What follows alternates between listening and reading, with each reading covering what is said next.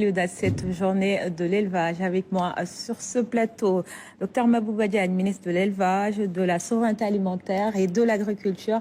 Merci d'avoir accepté notre invitation. Bonsoir madame, merci beaucoup. Alors avant de parler de cette journée, on vient de voir cette femme, pas comme les autres, qui est également éleveuse, mais également chef de village. Que vous inspire cette dame, monsieur le ministre? D'abord, bravo. La vidéo résume, je crois, l'ensemble des 5 problèmes majeurs de l'élevage du Sénégal. Très bien. Si vous voyez combien c'est sec autour d'elle, cela veut dire combien l'alimentation, le problème de l'alimentation est un challenge. L'eau, la santé animale, le vol de bétail et ce que j'appellerais la stratégie des 3 FTC. Former, formaliser, financer, transformation et commercialisation. Très bien. Si vous voyez la vidéo, ça décrit vraiment la problématique, les challenges, les difficultés de l'élevage au Sénégal. Donc, très bien. On va revenir sur ces difficultés. On démarre d'abord par un état des lieux.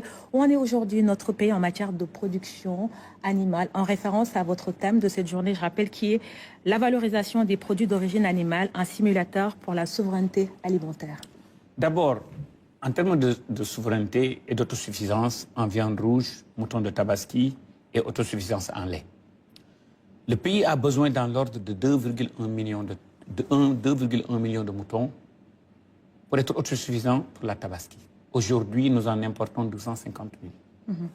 Mais les fléaux, les problèmes que vous venez de voir avec la vidéo de la femme, ça montre pourquoi on a du mal des fois à avoir ces 2,1 millions de moutons. Et pourtant, ça ne devait pas être difficile. Et que faut-il pour y remédier? L'alimentation. Vous savez, les éleveurs ont de très gros problèmes entre le mois de mars et le mois d'août. C'est plus ou moins la période de soudure. Et l'idée de l'État, la stratégie de l'État, les recommandations de son Excellence le Président de la République, sous le leadership du Premier ministre, c'est de nous accompagner pour faire des coopératives agricoles communautaires à orientation élevage. Qu'est-ce que cela veut dire? Ce sont des fermes agroécologiques de 500 hectares sur lesquelles on va faire des cultures fourragères, sur lesquelles on va faire des forages, sur lesquels on va faire des postes vétérinaires, des centres d'amélioration génétique, des écoles pour les enfants, des centres d'alphabétisation, des centres de formation, des unités de transformation. Vous imaginez qu'on fait ça sur toutes les trentaines de communes qui sont dans les corridors de transhumance, le problème il est réglé. Très bien. Et j'ai l'intime conviction, c'est dans cette direction que nous devons aller. Mais à côté de cela, il y a le financement, la santé animale et l'accès aux intrants. Quelles mesures concrètes l'État met-il en place pour aider les éleveurs? Vous savez, on est en train de faire, dans le programme des 60 projets prioritaires, dans mon ministère, il y a 4 à 5 programmes prioritaires, dont 2 sont de l'élevage. Et le programme des coopératives agricoles communautaires à orientation élevage, j'ai l'intime conviction qu'avec le financement que ça va rassembler, va résoudre une bonne partie du problème des éleveurs. Autre problème, il y a le pastoralisme et l'accès aux ressources qui est en difficulté et le manque de pâturage. Notamment, il y a aussi, à côté de cela, il y a la pression aux foncières. Comment le gouvernement compte-t-il protéger ce mode de vie des éleveurs? D'abord, je veux lancer un appel à tous les éleveurs.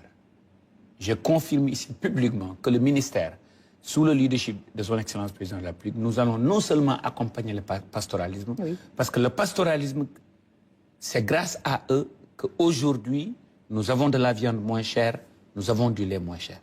Comment on compte les accompagner? Comme j'ai dit, dans cette trentaine de communes qui sont dans les corridors de transhumance, nous comptons construire des coopératives agricoles communautaires à orientation élevage pour les assister à avoir assez d'aliments de bétail, à concevoir des usines ou des unités de production d'aliments de bétail par les éleveurs et pour les éleveurs.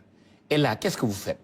Si, après avoir pâturé, ils reviennent dans ces aires de repos, dans ces coopératives agricoles communautaires à orientation élevage, où ils peuvent se reposer, nourrir leur bétail, vacciner leur bétail, soigner leur bétail, et le plus important, sécuriser le bétail. On a parlé du vol de bétail. Oui. Mais aussi avoir des unités de collecte de lait, des unités de transformation, aider les femmes avec des formations professionnelles. Que demande le peuple? Très bien. C'est exactement ce qu'on nous propose. Et on va justement s'arrêter au vol du bétail. On a vu, la dame l'a également évoqué dans le reportage. Quelles solutions concrètes sont prévues pour renforcer la sécurité des troupeaux, monsieur le ministre? Nous comptons organiser une journée de réflexion où nous invitons les éleveurs, le ministre de l'Intérieur, le ministre de la Jeunesse, les maires et aussi les gens du ministère. Dans l'objectif de réfléchir comment résoudre ce problème de vol de bétail, y compris utiliser les nouvelles technologies. Aujourd'hui, dans des pays, par exemple, comme le Botswana, dès qu'une vache est née, on met une puce à l'intérieur et pour géolocaliser la puce. Dès que l'animal sort dans certains rayons, son propriétaire est alerté. Ça, c'est une chose. On peut aussi impliquer et avoir des brigades de surveillance. C'est là aussi où on peut travailler avec les maires, avec les jeunes, avec les forces de l'ordre, pour essayer d'instaurer, de créer des brigades de surveillance. Et justement, récemment, on a vu une tournée du FAO dans ce sens. Vous étiez avec eux? Je n'étais pas avec eux, mais il y a toute une stratégie de digitalisation qu'on est en train de mettre en œuvre. Aujourd'hui, il y a des problèmes de coûts qui font que certains produits ne sont pas très accessibles. Mais avec cette journée de réflexion sur le vol de bétail, nous comptons trouver ensemble peut-être une stratégie quinquennale, voire décennale, pour régler le problème. On l'a également évoqué tantôt, les changements climatiques. On a vu que la dame était dans une zone sèche et la pression foncière de l'élevage qui fait face à de nombreux défis.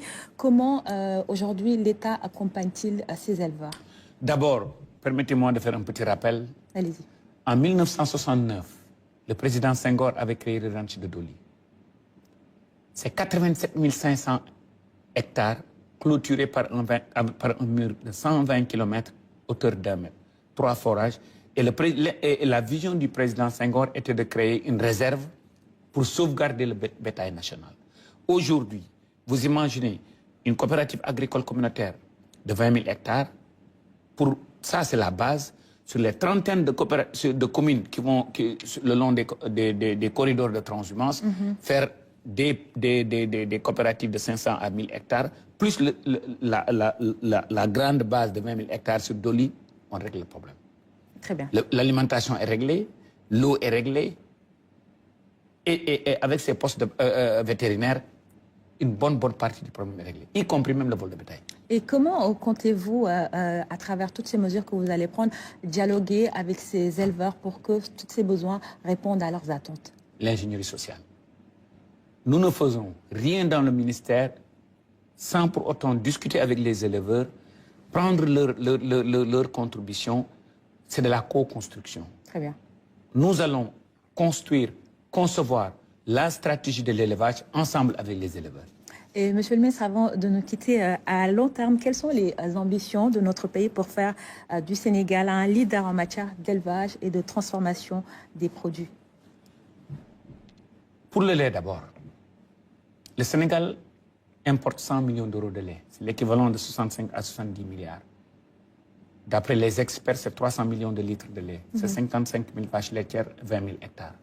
Donc j'ai l'intime conviction qu'avec cette volonté politique que son Excellence président de la République et le Premier ministre sont en train d'inculquer, d'inviter dans le système, et aussi la volonté j'ai vraiment je remercie la communauté des éleveurs pour cette volonté manifeste qu'ils ont de travailler avec le ministère. Ensemble, j'ai l'intime conviction qu'on peut réussir ce pari.